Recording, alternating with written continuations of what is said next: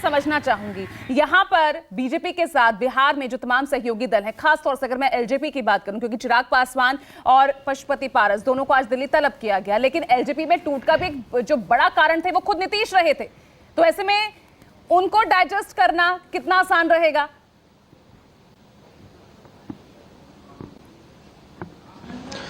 देखिए, बाद में एनडीए सहयोगियों के बीच में कोई खटास न हो, कोई खटपट न हो, इसीलिए प्रक्रिया पहले पूरी की जा रही है। नीतीश कुमार जब एनडीए के साथ थे 2019 में, तो 17, 17 और 6 का फॉर्मूला था।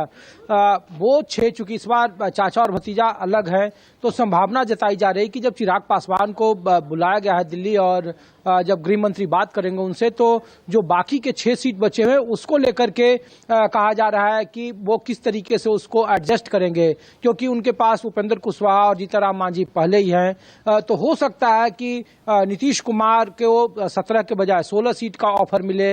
लेकिन जितना बीजेपी अपने साथ लड़ेगी चुनाव, उतने ही बराबर सीटों पर जनता दल यूनाइटेड लड़ेगी। अगर 16 सीटें जेडीयू लड़ेगी तो 16 सीटें फिर बीजेपी को करनी पड़ेगी। बाकी के जो 8 सीट बचे हैं, जिसमें 6 सीट एलजेपी और 2 सीट एक उपेंद्र कुशवाहा और एक जीतनराम मांझी की पार्टी को मिलने की संभावना है। और इसीलिए बीजेपी ये पहले अपने तमाम सहयोगियों को भरोसे में लिया, जीतनराम मांझी को, चिराग पासवान को इसके बारे में जानकारी दी गई कि इस तरीके का वो राजनीतिक निर्णय ले रहे हैं। अपने तमाम जो प्रदेश के यूनिट थे उनके साथ मशवरा किया गया, अलग अलग किया गया, एक साथ नेताओं को बुलाया भले गया था, लेकिन फिर 3 घंटे की जो बैठक चली अमित शाह के घर पे, उसमें सभी लोगों से फीडबैक अलग अलग लिया गया, जिसमें वहां की प्रदेश यूनिट अब भी चाहती है कि नीतीश कुमार को एनडीए में शामिल न किया जाए, लेकिन बावजूद इसके केंद्रीय नेतृत्व ने यह फैसला ले लिया है कि एनडीए में नीतीश कुमार शामिल हो, क्योंकि अति पिछड़ों की राजनीति, ओबीसी की राजनीति को जिस तरीके से नीतीश कुमार हवा दे रहे हैं, उससे लग रहा है कि बिहार में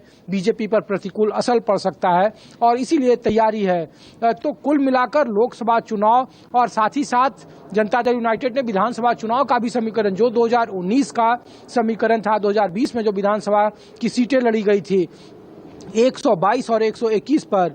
जनता दल यूनाइटेड और जीतनराम मांझी 122 सीटों पर लड़े थे, जबकि 121 सीटों में जो मुकेश सहनी और भारतीय जनता पार्टी लड़ी थी। 111 सीटों पर चुनाव लड़ी थी भारतीय जनता पार्टी और 78 सीटें जीती थी। स्ट्राइक रेट उनका ज्यादा था और इसी को आधार बनाकर वहां की यूनिट बार बार नीतीश कुमार को लेकर सावधान कर रही है। नीतीश कुमार की क्रेडिबिलिटी को लेकर अब भी बीजेपी के शीर्ष नेतृत्व को भरोसा नहीं है, लेकिन लोकसभा 2024 के चुनाव में कोई जोखिम नहीं लेना चाहती है बीजेपी का शीर्ष नेतृत्व, लिहाजा लगभग सहमति बन गई है। मुख्यमंत्री नीतीश कुमार बने रहेंगे। विधानसभा भंग करने की बात हो रही थी, उस पर बीजेपी ने स्पष्ट कर दिया है और नीतीश कुमार को शायद मना लिया गया है कि 2025 में तय समय पर ही चुनाव हो। जैसा नीतीश कुमार चाहते हैं उसी तरीके से वहां काम होगा और 1 साल में कुछ और बेहतर नतीजे कर फिर चुनावी मैदान में जाएं। तो लगभग ये डील तय है। 27 तारीख को कहा जा रहा है, शनिवार को, जब वहां प्रदेश प्रभारी विनोद तावड़े पहुंचेंगे, वहां जब बैठक होगी,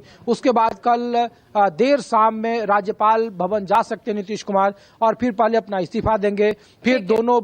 जो प्रतिनिधि मंडल है, बहुत इंपॉर्टेंट है और ऐसे में प्रशांत